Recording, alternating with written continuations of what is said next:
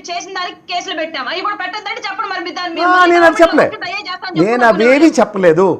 నేను చెప్తుంది అదే, ఈ రాజకీయాల్లో ఉన్నప్పుడు ఫ్యామిలీకి సంబంధించినంత వరకు ఒక లైన్ గీసుకోవాలి.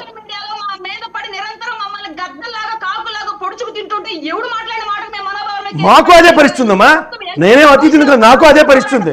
ఇక్కడ ఎవ్వరూ లేవు, ఈ ప్యానల్లో ఉన్న వాళ్ళందరికీ అదే ఉంది. మనందరికీ కూడా అదే, మన ఇద్దరు మాడుతుంటే మన ఫ్యామిలీని ఏం చేసి నేను మాడుతుంది అదే.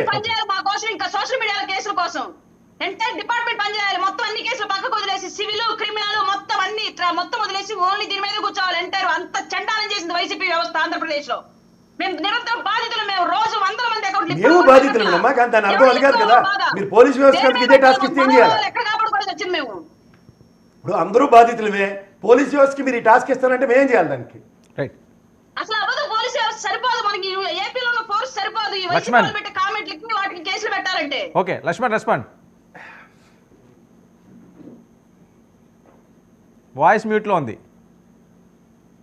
తీస్తున్నాను. ఓకే. వర్మ గారు, రాయపాటి అన్న గారు అవనాయండి, ఉండవల అనూష గారు అవనాయండి, ఈరోజు బాగా ప్రిపేర్ అయ్యి వచ్చినట్టున్నారు. మనం ఎక్కడ కూడా గతంలో ఆడిన మాటలు ఎక్కడ కూడా మాట్లాడకూడదు అన్నారు, మంచిదే.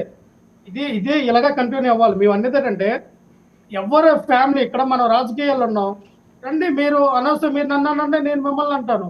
మా ఇంట్లో ఫ్యామిలీ గురించి, మీ ఇంట్లో ఫ్యామిలీ గురించి, పవన్ కళ్యాణ్ గారి ఇంట్లో ఫ్యామిలీ గురించి, జగన్మోహన్ రెడ్డి గారి ఇంట్లో ఫ్యామిలీ, చంద్రబాబు నాయుడు ఇంట్లో ఫ్యామిలీ గురించి ఎందుకండి? మీరు ఒకసారి సోషల్ మీడియాలో, ఫేస్బుక్ లో, ఇన్స్టాగ్రామ్ లో చూడండి, కేఎస్ ప్రసాద్ గారు వాళ్ళ కుటుంబాన్ని, నన్ను నా కుటుంబాన్ని, అంటే అందరూ కూడా కింద కామెంట్లు చూడండి ఏ రకంగా రాస్తారో. ఆ